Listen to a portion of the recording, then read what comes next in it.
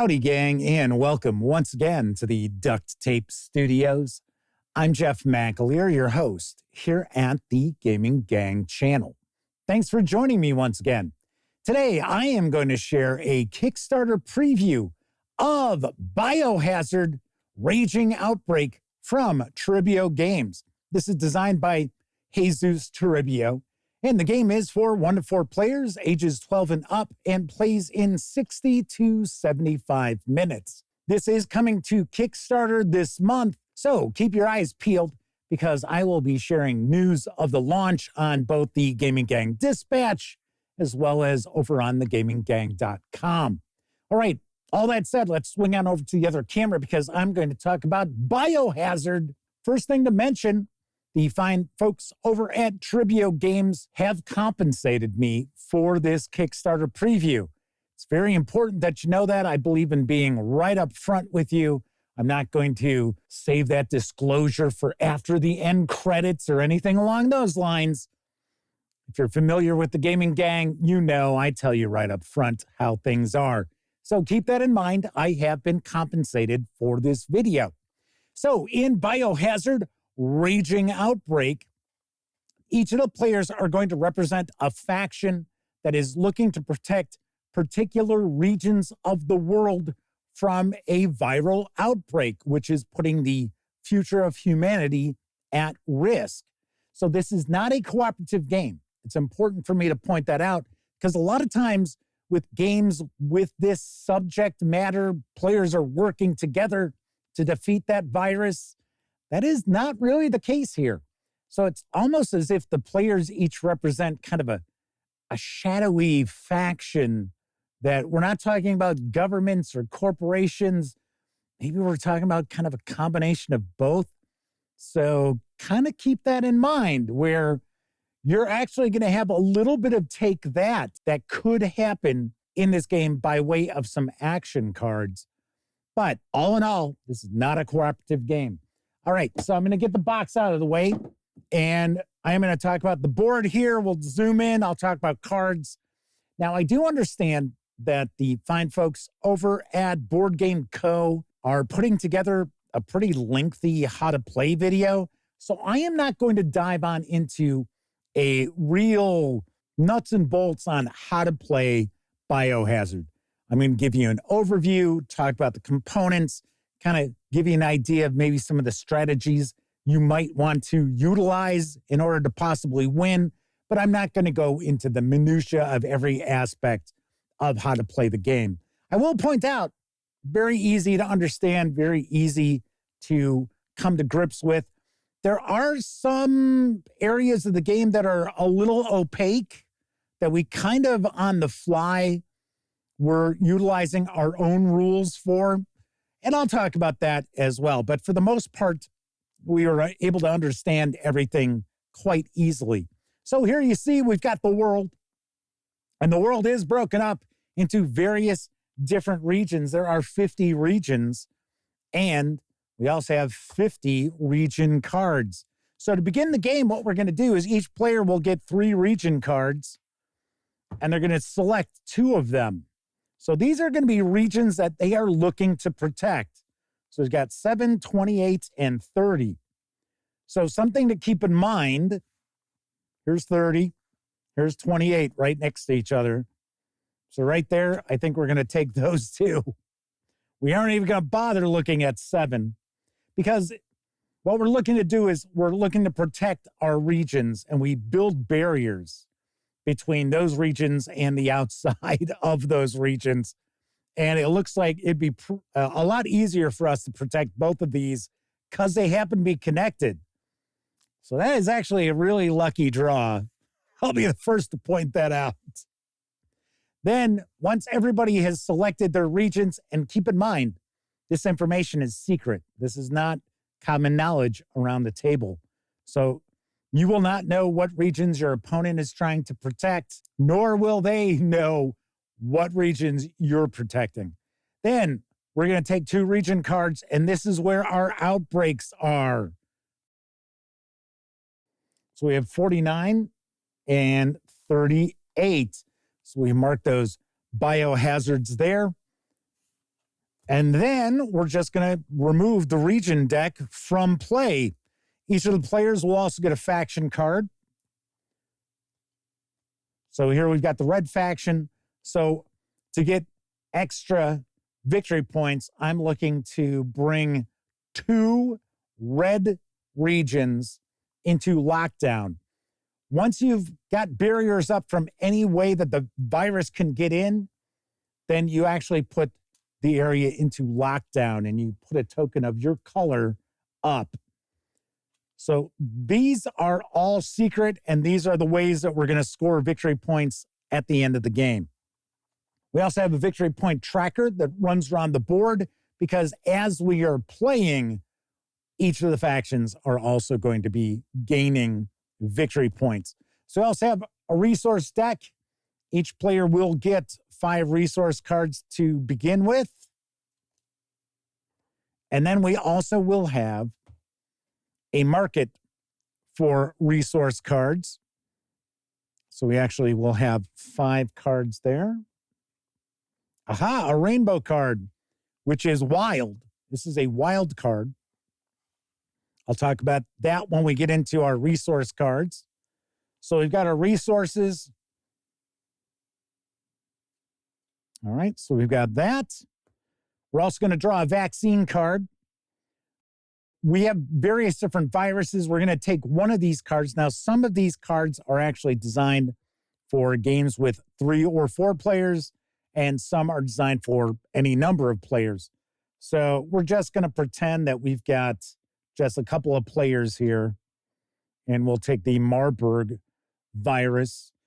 I will say that in the upper right corner, it'll show 3+ if it's a card for 3 or more players.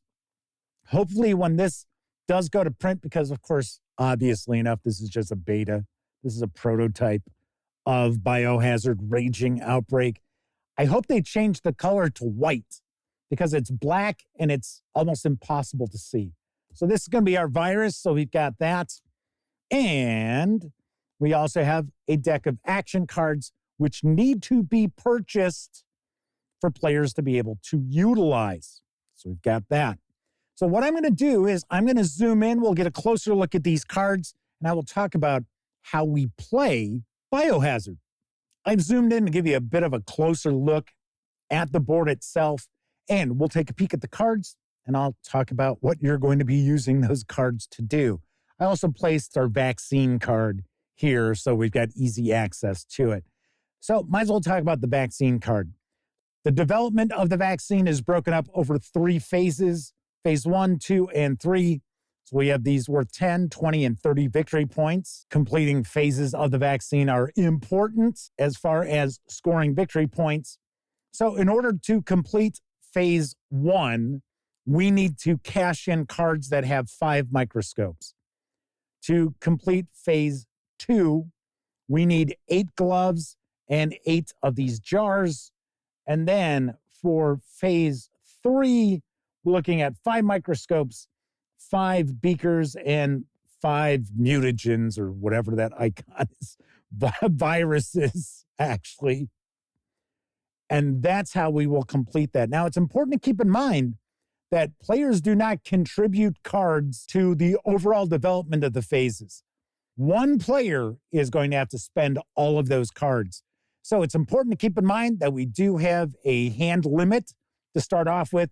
Before phase 1 is completed, it's 11 cards, 20 cards, 25 cards. So you're going to start your turn by drawing resource cards. Now remember, we've got a market.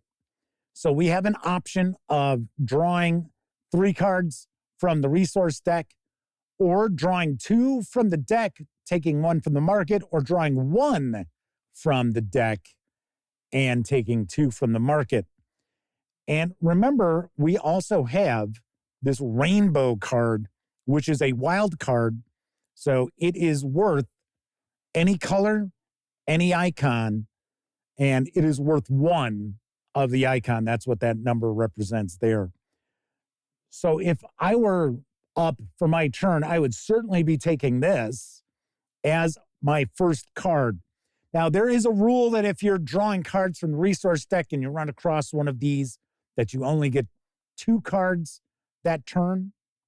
So that's just an extra little rule in there. So what I'd be looking at is, what do I need to build my barriers here?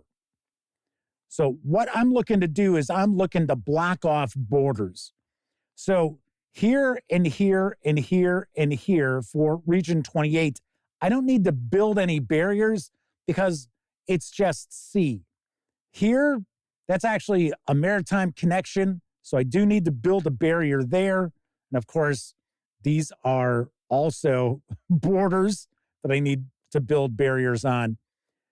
Interestingly enough, I can combine this into one just big area. I don't have to build a barrier here in order to protect this. So in order to build a barrier, I need to have resource cards of the 2 colors. So as an example here, I've got there and there. I could spend these 2 cards and build a barrier here, but I probably wouldn't want to, simply because I don't have to build a barrier between these 2 regions. I'm looking to protect these 2 to score me victory points at the end of the game. But looking up here, we've got 25. There I would need to build a barrier. So I would build the barrier there, and I would get 2 victory points. So I would take my miniature of my researcher, and I would move my victory points. But prior to that, I would have drawn cards. So, of course, I would have taken the wild card, get yellow, and I get a double blue.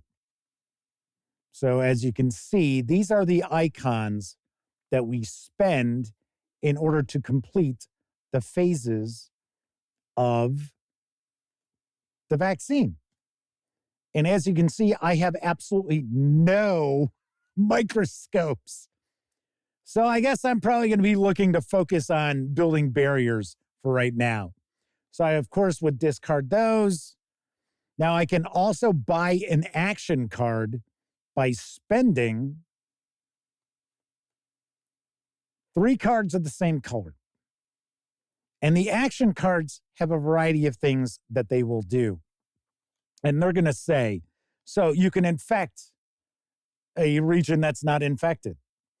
You can, which once again, that's one of the ways, well, in fact, it's the main way that you're going to kind of play, take that with your opponents, because you can infect one of their regions that they're looking to protect. But keeping in mind, you don't know what everybody's looking to protect until later in the game when you see people building barriers and stuff like that.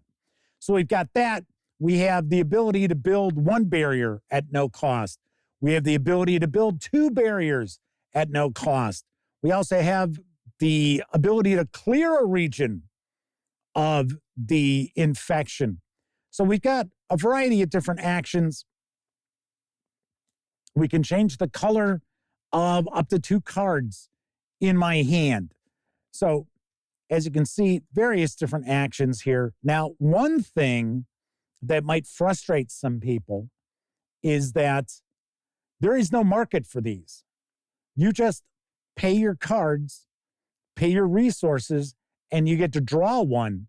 So there's no telling that you're going to get something that you're going to want.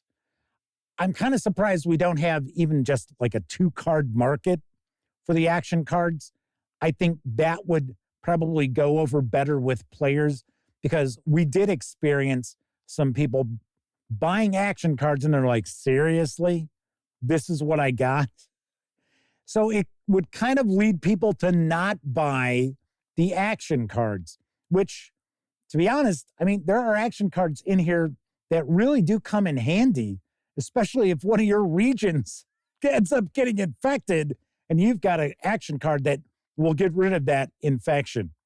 So we've got that as well. So you can buy the action cards. You can also spend your cards in order to complete the phases of the vaccine. So once you've gone through what you're planning on doing for the game and spending your resource cards, spending your action cards, then you're going to spread the infection. And this can be a little tricky.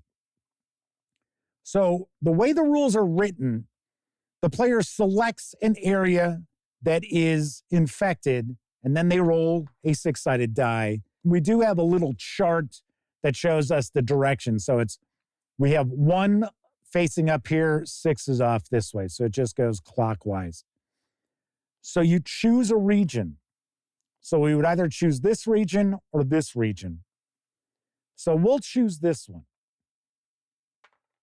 And we get a 4. So 1, 2, 3, 4. So we have actually spread this into 41. And we have an airport. So anytime a region gets infected that's got an airport, you roll a die.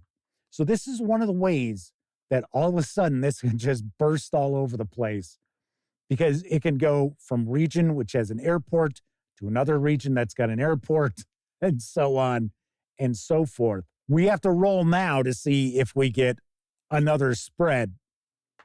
We do. So on a 5 or a 6, we would have the spread of the virus. So we would then end up spreading it to another location. And this is where things got kind of tricky, because it's not really written in the rules, but you would think that it's going to travel to the next place that's connected that's got an airport, because that is how viruses spread. So we would end up spreading to 47.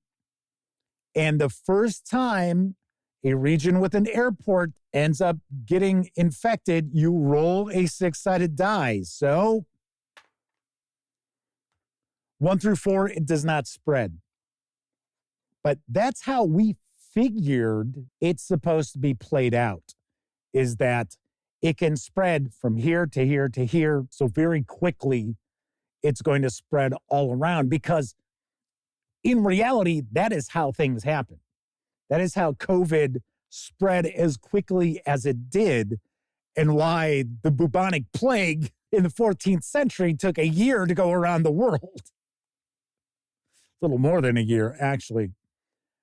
So what you'll do is every time you're wrapping up your turn, you have to roll for spread, and you have to choose a location that is infected. Now, it can get to the point where you've got a lot of areas infected or locked down. Talk about the lockdown in just a second. And what happens there is that you could be selecting an area that's infected and everything else is infected around it, and you're rolling to see where the infection spreads, because the rules are not clear enough on that. So what we were doing is we were choosing in an infected area, and it had to have uninfected areas around it in order for you to choose it. And then what we would do is we would just flip that over to show that, yes, that had been chosen.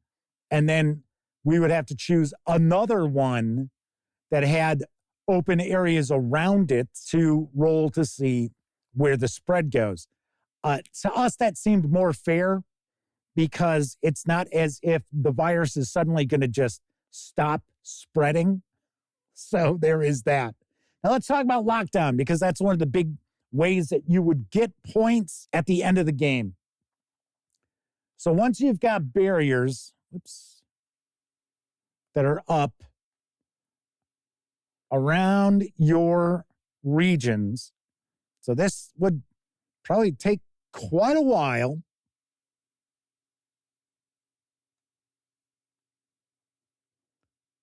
I think you kind of get the idea.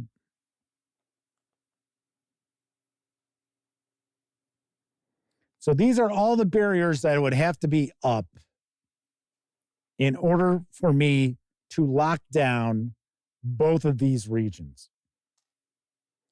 So large regions are worth more victory points, but of course, large regions get infected far more easily than smaller regions.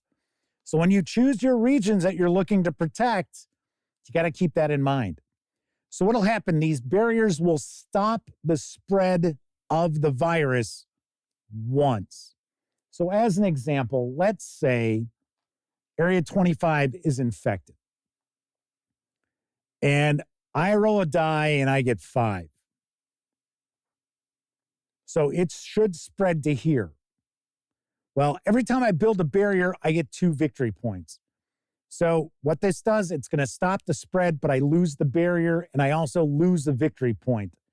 I would also lose this being locked down because I have an open border that the virus could spread. Now, if I keep my fingers crossed and nobody decides to try to spread it into here when it's not my turn, on my next turn, I'm obviously going to do everything I can to try to build another barrier.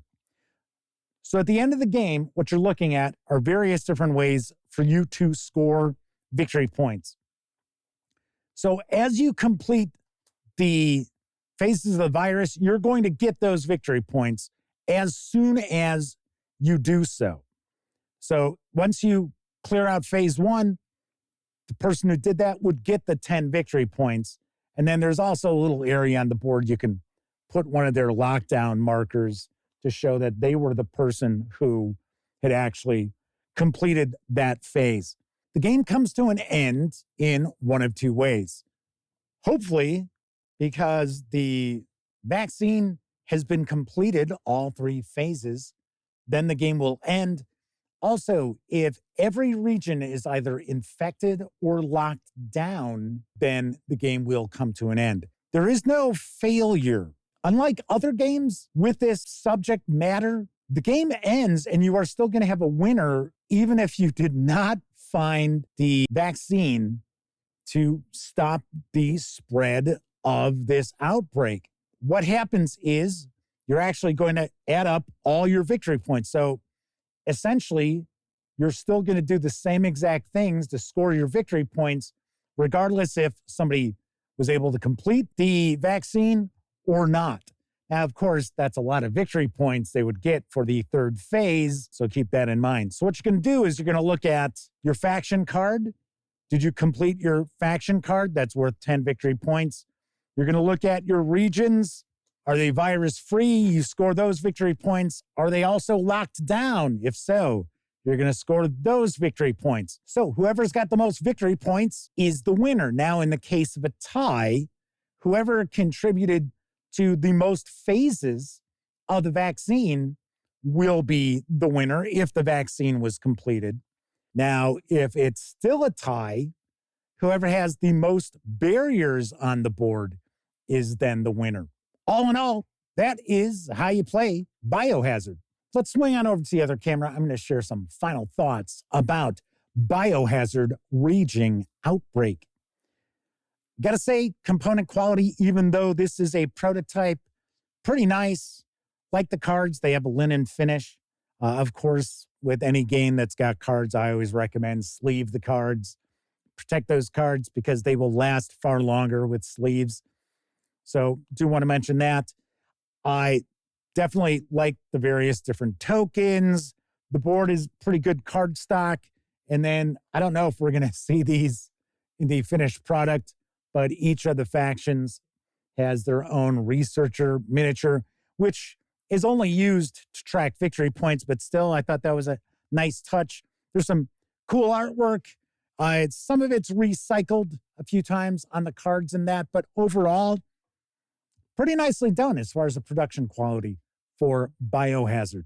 As far as the gameplay, we enjoyed ourselves. We had a good time. Some of the players were surprised that it was not cooperative, and it took them a little bit of time to get used to the concept of, hey, it's every person for themselves here. You're looking to protect yours and yours alone. And if you can get those extra points for the vaccine, that's cool too. But it was kind of funny. It did take a little bit for some of the players to catch on to the whole fact that it's not holding hands and kumbaya. It's every person for themselves. The rules are fairly clear, but there are some quibbles. As I had mentioned, there's the spread of the virus by way of regions that have an airport. Wasn't exactly clear. So there are some ambiguous aspects to the rules, which I think will obviously get ironed out. I am kind of surprised that if the vaccine isn't completed and all the areas are either locked down or infected, that everybody doesn't lose. I wouldn't mind if there was an option to play where if that happens to be the case, everybody loses, that there is no winner.